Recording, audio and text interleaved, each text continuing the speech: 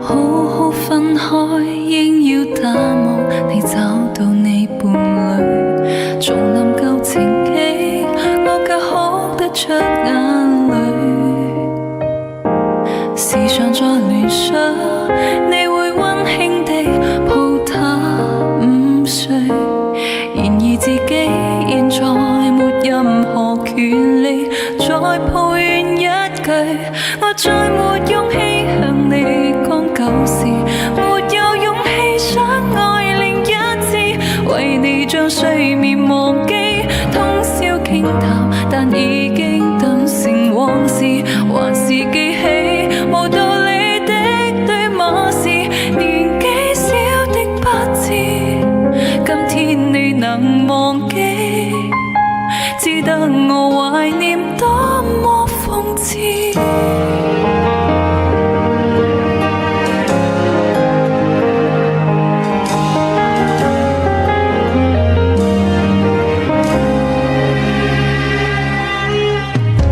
輾轉反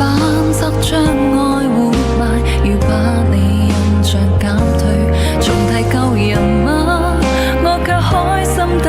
大恐懼。年月是流水，我也相識一個成長伴侶，殘酷或許是對象面形容貌也似你少許，我再沒勇氣向你講舊事，沒有勇氣想愛另一次，為你將睡眠忘記，通宵傾談，但已經斷成往事，還是記起無道理的對罵是年紀小的不知，今天你能忘記，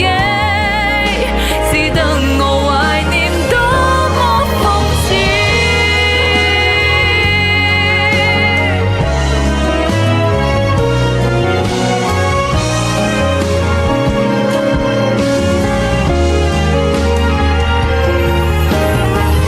如何逃避這戀愛故事，仍然說得多細緻，重複的震撼如今未停止。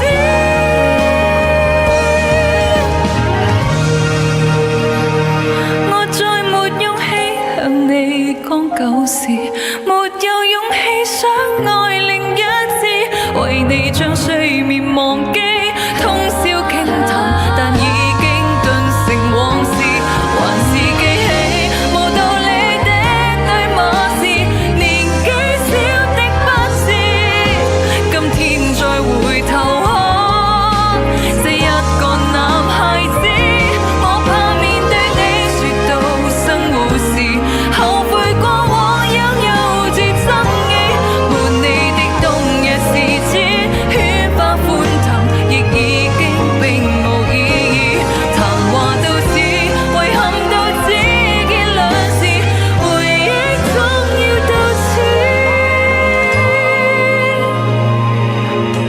這戀愛遺物總需棄置，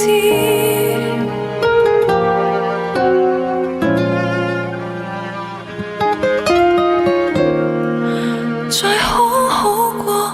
日子。